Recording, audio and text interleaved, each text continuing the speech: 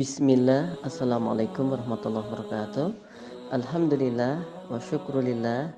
Assalawatu wassalamu ala rasulillah Muhammad ibni Abdillah wa ala alihi wa ashabihi wa mawala wa la hawla wa la quwata illa billah. Sahabat mulia menara Quran dimanapun antum berada, semoga senantiasa dalam lindungan Allah Ta'ala, diberikan kemudahan atas segala urusan dan diberikan keberkahan, dimudahkan melakukan amal soleh dan dimudahkan untuk meraih janahnya Allah Ta'ala. Dalam kesempatan yang baik ini kita akan melanjutkan kajian rutin kita di hari Senin. Kita beri judul yaitu memohon perlindungan kepada Allah dari 5 keburukan, sebagaimana yang termaktub di dalam sebuah doa, Allahumma inni a'udzubika min jaris su'i wa min zawjin tusayyibuni qablal masyibi wa min waladin yakunu alayya rabban wa min mali yakunu alayya adaban wa min khalilin makirin ainuhu tarani wa qalbuhu yar'ani in ra'a hasanatan dafanaha wa idza ra'a sayyi'atan adaaha.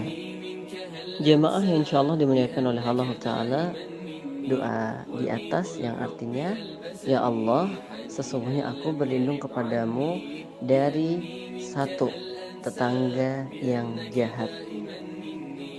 Tentu jamaah yang berbahagia, kita nggak ingin ya memiliki tetangga yang jahat, tetangga yang selalu memfitnah kita, tetangga yang membuat kita tidak nyaman dalam beribadah kepada Allah Ta'ala.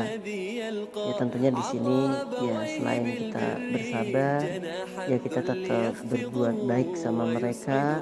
Kita juga mendoakan ya semoga kalau ada tetangga yang jahat diberikan kesadaran oleh Allah Ta'ala. Kemudian yang kedua, kita berlindung kepada Allah dari pasangan yang menjadikanku tua sebelum waktunya. Ya tentunya ini jamaah yang berbahagia.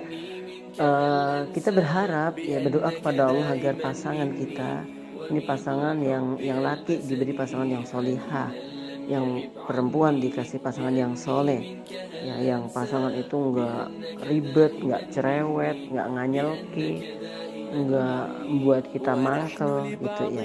Jadi memang benar-benar pasangan yang bisa kita ajak berbuat baik, ya berbuat yang positif, ya tidak neko-neko, ya nggak nel-nelan, nggak membuat kita sepaneng gitu. Jadi kita kalau kita lagi ada masalah, dia mencoba untuk membantu mengurai masalah kita, setidaknya dia menenangkan kita begitu. Kalau kita ada rezeki, ada kebaikan, tidak mengajak kita untuk berbuat boros ya, tetapi bagaimana bisa memposisikan ya membelanjakan harta itu sesuai dengan porsinya, ya tidak menyalahkan kita dengan cara yang tidak benar sehingga membuat kita trauma untuk melakukan sesuatu, dan juga tidak memuji kita berlebihan sehingga kita merasa orang yang paling baik di sampingnya. Nah, maka kalau ini terjadi ya kita berdoa pada Allah. Maksudnya kalau ternyata pasangan kita ini belum sesuai yang kita harapkan, ya kita berdoa pada Allah Ta'ala, semoga Allah bisa memberikan petunjuk padanya. Yang ketiga, kita memohon kepada Allah dari anak yang berkuasa atas kita. Maksudnya apa?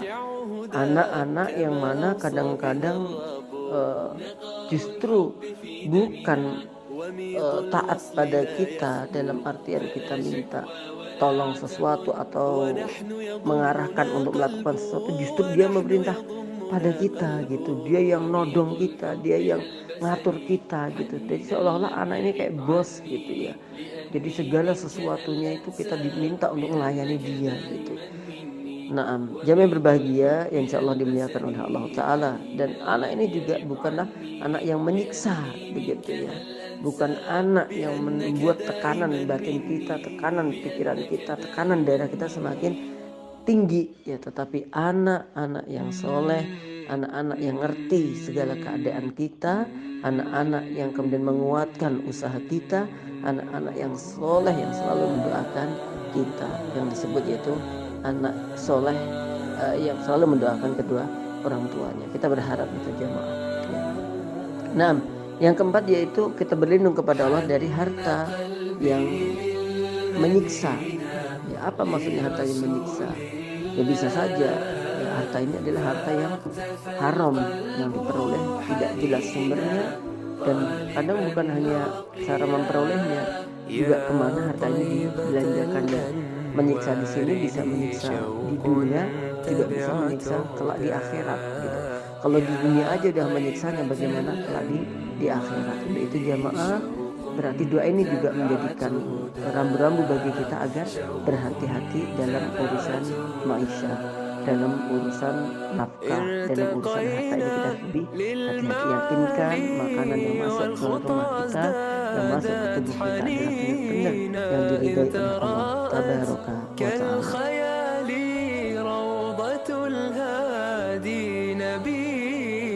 Teman-teman yang berbahagia yang insyaallah dimuliakan oleh Allah Ta'ala. Kemudian yang kelima yaitu kita berlindung kepada Allah dari kawan akrab, teman akrab tapi suka berbuat makar kepada kita. Teman yang akrab dengan kita tapi dia berbuat jelek sama kita, tapi namanya makar kan itu disembunyikan gitu, tidak langsung terang-terangan. Jadi mata mereka, teman-teman kita itu selalu melihat dan hatinya selalu mengawasi kita kayak jasus gitu. Ya, jadi punya teman akrab, yang teman akrab itu selalu mengawasi kita, mengintai kita ya untuk mencari di mana letak titik keburukan dan kelemahan kita. Benar saja ketika teman tadi melihat kebaikan-kebaikanku, melihat kebaikan-kebaikan kita, ya, kemudian dia tutupi, ya, dia timbun, ya, dia hilangkan, ya, bukan supaya kita nggak riak, maksudnya memang dia tidak pernah menyampaikan kebaikan-kebaikan kita memang nggak perlu untuk disampaikan itu, tetapi memang di sini konteksnya tidak adil gitu. Tapi lihat ketika teman akrab ini melihat kejelekan kita terus disebarkan gitu. Jadi kalau ada keburukan kita itu selalu disebarkan kemana-mana, dipamerkan ke orang manapun, bukannya justru menutupi aib kita atau menasihati kita supaya tidak melakukan keburukan itu, tapi langsung sedikit keburukan kita disebarkan kemana-mana. Tapi sebaliknya kalau ada kebaikan sama sekali dia tidak mengungkapnya, ya, sehingga tidak ada keadilan dalam menyampaikan berita. Wallahu ta'ala a'lam bishawab. Ya, semoga kita diberikan kebaikan oleh Allah Ta'ala. Yang pertama, bukan tetangga yang jahat, tapi diberi oleh Allah tetangga yang baik, yang selalu saling menasihati, selalu menyemangati untuk mendapatkan ridho ilahi. Yang kedua, semoga kita diberi pasangan yang baik, ya, pasangan yang zaujin hasanin, kata Imam Ibnu Katsir, pasangan yang soleh, yang solehah, yang juga semangat untuk dunia dan surganya. Dan yang ketiga adalah anak yang soleh, tentunya bukan anak-anak yang memaksa kita, bukan anak-anak yang selalu mengarahkan kita kepada keburukan. Dan yang keempat, kita juga mohon pada Allah agar diberi harta yang halal, harta yang menjadikan kita semakin bersih hatinya, harta yang menjadikan kita semakin kuat untuk ibadah, dan harta yang menjadikan kita semangat untuk berbagi.